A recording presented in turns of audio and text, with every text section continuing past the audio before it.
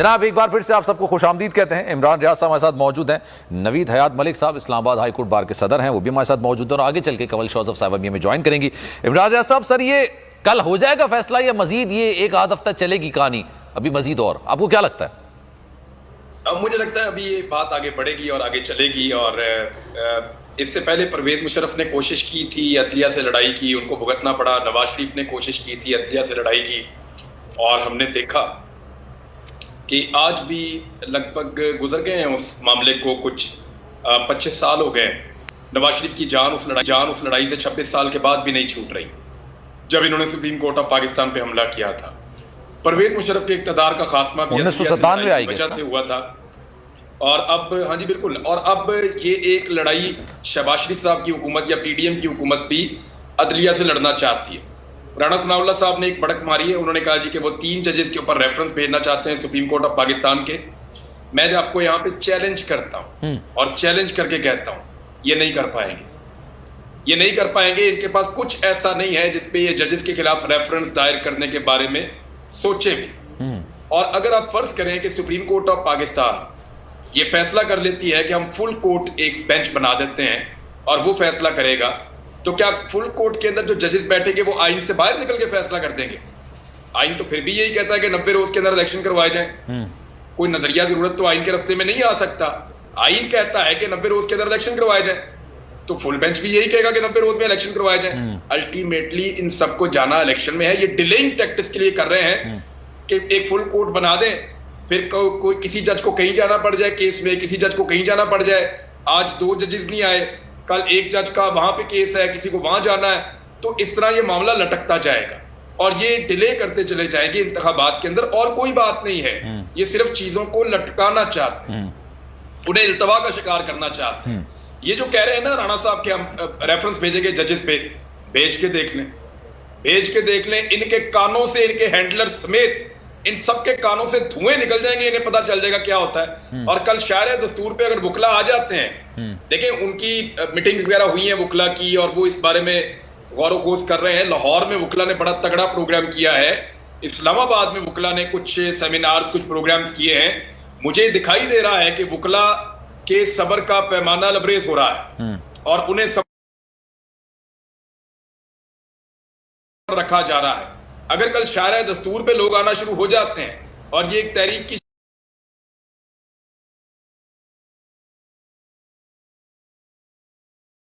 तहरीक उतनी जानदार होगी जितनी इफ्तिखार अहमद चौधरी साहब की माजूरी के बाद हुई थी। देखें, तहरीक हमेशा उतनी जानदार होती है जितना उसको रोकने की कोशिश की जाती है। जितना ज्यादा तहरीक के रास्ते में रुकावटें डाली जाती हैं उतनी जानदार तहरीक होती है। अब ये डिपेंड करता है हुकूमत पे वो कितनी रुकावटें डालती है। अच्छा, मैं एक चीज जानता हूं कि अगर चीफ जस्टिस ऑफ पाकिस्तान, फर्ज कीजिए जिन जजेस ने, मुअज़्ज़िज़ जजेस ने अपने आप को बेंच से अलग किया है, अब तक 6 जजेस अलग हो चुके हैं, बाद में बेंच से अलग हो गए हैं। 2 पहले जब हुए उनके साथ 2 और हो गए और 2 बाद में हो गए। अब अगर इन 6 जजेस को निकाल के चीफ जस्टिस ऑफ पाकिस्तान बाकी सारे जजेस को डाल देते हैं बेंच में, तो आप देखिएगा कि पीडीएम की जमातों की चीखें आपको आसमानों तक सुनाई देंगी और आप कानों पे हाथ रख के आप तौबा करेंगे कि इनको क्या हो गया। लेकिन सर सवाल एक बेसिक सवाल तो ये भी है ना, किसी भी जज ने ये तो नहीं कहा ना कि इलेक्शंस 90 रोज के बाद होने चाहिए या नजरिया जरूरत पर अमल करना चाहिए।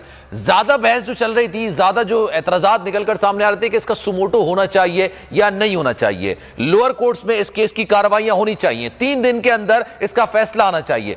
तनाजा तो इस चीज का था ना, किसी ने ये नहीं कहा ये 90 रोज के आगे जाना चाहिए। इमरान भाई देखिए, वो कहते क्या है, वो ये कहते हैं मामला ले जाओ पहले लोअर कोर्ट के अंदर, हाई कोर्ट में ले जाएं, फिर वहां पे दोबारा दूसरी दफा अपील हो जाए, फिर अपील हो जाए, फिर काफी टाइम गुजर जाए, चंद महीने गुजरने के बाद सुप्रीम कोर्ट में वो मामला आए पटिशन की सूरत में, फिर वहां पे अपील हो जाए, फिर अपील हो जाए। इस तरह कई महीने गुजरने के बाद इलेक्शन का वो नेचुरल टाइम जिसमें वो चाहते हैं इलेक्शन हो, वो करीब आ जाए, वो ये चाहते हैं, वो प्रोसीजर में जाना चाहते हैं। अब अगर आप सोचें कि इमरान खान साहब के दौर में जब कासिम सूरी साहब की रूलिंग को सुप्रीम कोर्ट ऑफ पाकिस्तान ने अज खुद नोटिस में उठा लिया था जी, अब अगर उस वक्त सुप्रीम कोर्ट ऑफ पाकिस्तान इसको ना उठाता और ये रेगुलर हाई कोर्ट में जाता, लोअर कोर्ट्स के अंदर से होता ऊपर आता, फिर सुप्रीम कोर्ट में आता, फिर बार बार अपीलें होती, तो आज तक पाकिस्तान के अंदर जो है वो शायद इलेक्शन हो गए होते और इमरान खान साहब जो है वो उनका कदम आइन के मुताबिक हो गया होता और वो अभी चल रहा होता और वो इलेक्शन करवा दिए होते अभी तक पाकिस्तान में।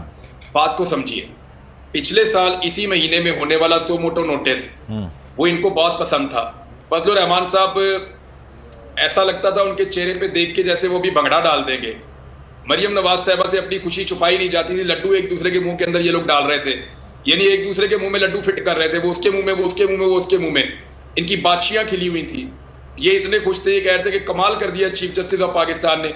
यही चीफ जस्टिस थे, यही मुअज़्ज़िज़ जज साहिबान थे, यही बेंच था। इसी बेंच ने सो मोटो नोटिस के बाद फैसला किया था और शहबाज शरीफ की हुकूमत बना दी थी। इमरान खान की हुकूमत को घर भेज दिया गया था।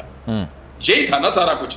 अब वही बेंच है, अब वो ये नहीं कर रहा कि शहबाज शरीफ की हुकूमत को हटा के इमरान खान की हुकूमत बना रहा है। वो उतना बड़ा काम नहीं हो रहा। काम सिर्फ इतना हो रहा है कि पब्लिक को फैसला करना है आईने पाकिस्तान के मुताबिक आप इलेक्शन में चले जाए। वो कहते हैं इलेक्शन च सानू ना लेके जाओ, जो मर्जी आपने हमसे करवाना है करवा लें। आपने जितना आवाम की आपने हमसे बेड़ा गर्क करवाना है इकोनॉमी का, हम पूरी इकोनॉमी तबाह करने के लिए तैयार है। आपने पाकिस्तान का भट्टा बिठाना है, हम वो बिठाने के लिए तैयार है। आप जैसे कहते हैं हम वैसे करने के लिए तैयार है, हमें इलेक्शन में ना लेकर जाए। और देखें, जिन लोगों ने सहूलतकारी की हुई है ना रिजीम चेंज ऑपरेशन में, वो सारे लोग इस वक्त डरे हुए हैं और वो भी ये समझ रहे हैं कि रिजीम चेंज के नतीजे में हमने बेशुमार ज्यादतियां की।